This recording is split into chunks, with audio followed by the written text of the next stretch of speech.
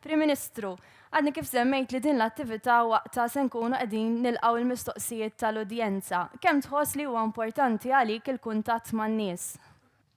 Grazzi, nsellmilkom. Kruċjali. Kelma waħda tista' tweġiba dik id-domanda. Kruċjali. Illum għandna din l-attività. Minkejja li għandna l-pandemija magħna, xorta organizzajnija. Saħaq dan il-Prim Ministru Robert Abela meta l-ħadd filgħodu għażel li xorta waħda jiġbor il-partitarji Laburisti f'ħal Balzan għal attività politika li fiha id-deputat tiegħu u l-Ministru tas-Saħħa kien mader imkien. Irnexxielna nibqgħu ngħixu il-ħajja ta' kuljum. B'dawn il-messaġġi fl-eqqel ta' splużjoni ta' każijiet pożittivi, Robert Abela qed jinjora s-sejħa tal-poplu Malti kollu biex idaħħal aktar miżuri li jikkontrollaw l-imxija tal-virus u wera b'mod ċar li mhux lest jiddikjara emerġenza tas-saħħa pubblika. Li ngħidu ejja niddikjaraw stat ta' emerġenza nazzjonali ta' saħħa. Ħandaħlu l-biża'. Bil-kontra, it-triq il-qudiem hija li nagħlqu l-ajruport, ir-risposta hija le. Naraw illi kemm jista' jkun ma jkollniex waslit ta' nies illi ikunu infettati. Il-verità hi li pajjiżna qatt għandu rotot tal-ajru diretti lejn destinazzjonijiet li jinsabu f'emerġenza medika bħal kapitali Spanjola Madrid mingħajr obbligazzjoni ta' kwarantina u b'riskju għoli ta' infezzjoni. Fuq l-iskejjel, il-mexxej Laburista qal li d-deċiżjoni hija reversibbli. Deċiżjoni li żgur hija waħda irreversibbli. U hawn Robert Abela uża l-istess frażi li qed jużaw is-Segretarju Parlamentari Silvio Parnis u l-Ministru Bonnici biex in-nies jagħmlu kuraġġ. Tajna l-għażla lill-ġenituri. Hija responsabilità ta' kull ġenitur. Jekk jibgħat xi tfal tiegħu l-iskola jew le. Lil dal-ġenituri jien nagħmlilhom kuraġġ.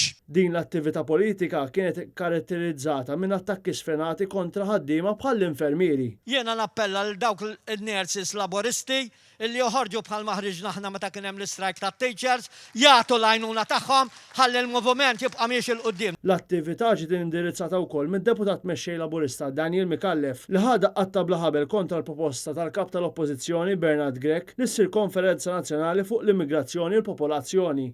Rrid ikollna distinzjoni netta bejn l-immigrant u l-immigrazzjoni. Mikallef saqsa wkoll il-Partit Nazzjonalista minn fejn kien se jġib il-flus għas-saħħa. Nixtieq nara ħadd ieħor minn fejn kien isib mijiet ta' miljuni mhux previsti biex jiġu investiti fis-settur tas-saħħa. Iżda Mikallef naqqas milli jgħid li l-Gvern qed jissaq lill-poplu Malti €250,000 kuljum bid-deal tal-Vitals u l-Oppożizzjoni ilha xhur taħdem biex tħassar dan il-ftehim. Tant li nfetħet kawża l-qorti mill-eks kap tal-Partit Nazzjonalista Adrian Delija. Intant, il-President tal-Partit Laburista Ramona Tard prova titfa' dubji fuq is-sistema ta' teleworking. Il-fatt li jiena nażel li nuża telework qed iċaħħadni milli navvanza fil-karriera tiegħi, il-fatt li ma jkollix preżenza fl-uffiċċju jew fil-post tax-xogħol qed iċaħħadni milli jkolli pożizzjoni ogħla fuq il-post tax-xogħol. Hija qalet ukoll il-Labor huwa l-partit favur il-ħajja. Aħna il-vera partit favur il-ħajja. Dan f'tentattiv id-disprat biex tipprova taffi xi ftit meħsara kbira li għamlu din il-ġimgħa d-dikjarazzjonijiet tal-eks Prim Ministru Joseph Muscat. Iktar ma jgħaddi żmien, iktar nemmen li ma nistax inkun jien li niddeċiedi għal-mara.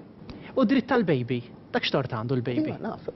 Ex-Prim Ministru li bqa' jsib l-appoġġ tal-Magna Laburista. Joseph Muscat li minna nsellimlu għat 12 sena servizz li ta' lill-pajjiż u lill-partit. Dan meta Joseph Muscat jibqa' mfakkar għall-unur personali li kiseb tal-politiku l-aktar korrott għas-sena 2019.